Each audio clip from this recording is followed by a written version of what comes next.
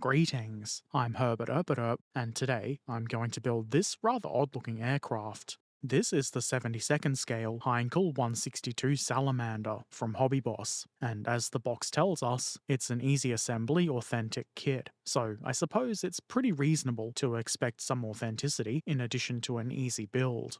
The parts guide, painting and marking guides, and the instructions are all on the back of the box, which is not especially large, though these are still readable and usable.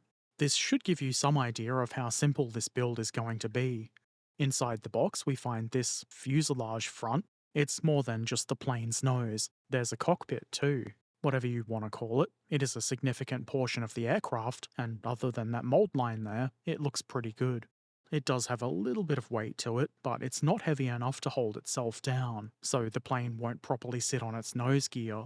It looks like it would be quite challenging to add weight to it, though I'm sure it could be done if you really wanted. You also get some parts on sprues, like this entire wing and tail assembly. It makes sense to have all of this in one piece if your goal is authentic easy assembly. You will have to do a little bit of mold line removal, but nothing too serious. The rest of the opaque parts are on this sprue here. It's pretty decent looking, though you'll have to do a little bit of cleanup, but again, nothing too outrageous. I guess unless a tiny bit of scraping makes you really angry. If that's the case, probably get help. I'm no salamanderologist, which is definitely a real thing, so I wouldn't know if the detail is correct or not, and I'm sure some parts have probably been simplified, both because of the small scale and to make it easy assembly, and in fairness, it is a pretty cheap kit. There's nothing wrong with that, but you probably shouldn't be expecting rivet counter arousing detail here. As always, make up your own mind if the detail is or isn't good enough for your liking. The canopy and sight duver are on this clear sprue, which makes sense. Those are things you want to be clear, and they are good and clear. Decals are included, and I couldn't tell you what the markings mean, but they are here and they look decent enough. If you want the windmill of morons, you'll have to join it together, which does seem to upset some people for some reason. Anyway, it's time to glue some bits of plastic together. I start with that front part, which includes the cockpit. The headrest for the pilot seat needs to be glued in here like so. Easy. I then add the sight, or whatever you would call it. I'm pretty sure it's a sight, but I'm really not a plainsman. The kit doesn't include a pilot figure, but if you've got one of your own, this is probably a fine time to add it. Next, I add most of the rest of the plane. There are guide pins, which, as you would expect, make this pretty easy to do, though I did have to apply pressure to minimize gaps. There is still a bit of a gap in places, so you might choose to do some filling there. On the underside of the fuselage, you need to install this bit. Whatever it is, it plops right into place nice and easily, right between where the landing gear will go. I'm sure it's done this way to make the molding a bit easier. Why not follow that with some landing gear? These go into place easily thanks to the keying, which is square. I've heard that it's hip to be square. The nice thing about it is that it minimises the chance the struts will twist, so the landing gear should face straight ahead, as it should. Looks good, and it's relatively strong too, though do wait until it's bonded before you put any weight on it. Next I add the landing gear hatch flappy duver at the front. You can see it has some helpful tabs to guide it into the correct position, nice and easy, just as the box foretold. The door flappy duvers for the rear go on next. I chose to do the front one first to give the rear landing gear time to bond, so when I inevitably bump it with my finger, it wouldn't be knocked out of place. You can see, like on the front, there's some handy dandy guide tabs here too. It makes sense to then add the front gear, so I did that. This is just as easy to install as the other gear, but this one includes a wheel. Ooh, such authentic easy assembly.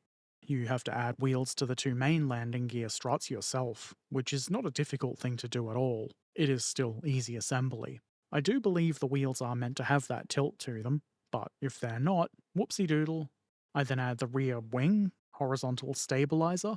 Like I said, I'm not a plainsman. I do usually know all the technical terms, but not this time.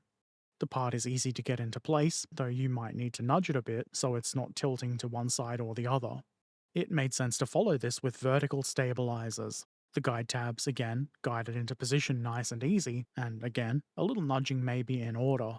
You might have also noticed that the tabs are slightly different, which makes it hard to put the wrong part onto the wrong side, which is done deliberately. They don't want you to mess it up. Engine assembly is next, and this is probably the most complex part of the build, which is to say it's really not complex at all. You have to sandwich the front and rear inner duvers inside the engine cowling, which, as mentioned, is pretty simple, but it helps if you glue them before doing the sandwiching, which I'm doing now.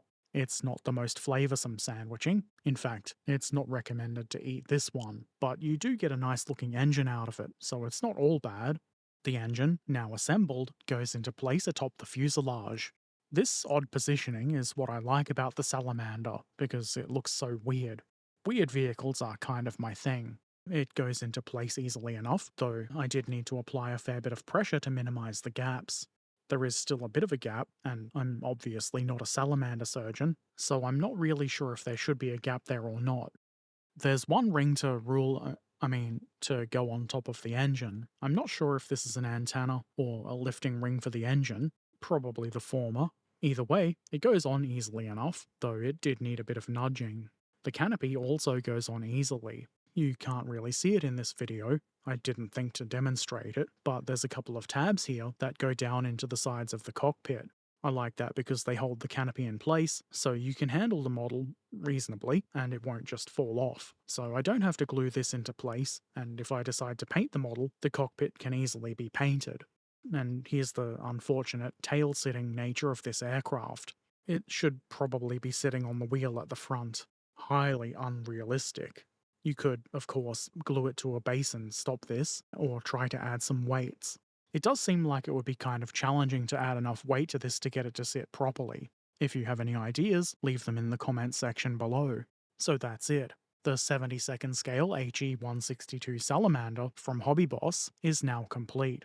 And other than the fact that it won't sit properly without something to stick the nose gear to the ground, in this case blue tack, I'm pretty happy with it. It's a fun, weird looking plane, and it was an enjoyable build, and it was kind of over a bit too quick. But it is easy assembly, and that does kind of imply quick assembly. Either way, I had fun, and I think the result is good. If you wanted to hang this from your roof, you could probably use that antenna ring, or whatever it is on top of the engine. I wonder if that would work. Anyway, like I said before, you wouldn't call this a rivet counter's delight.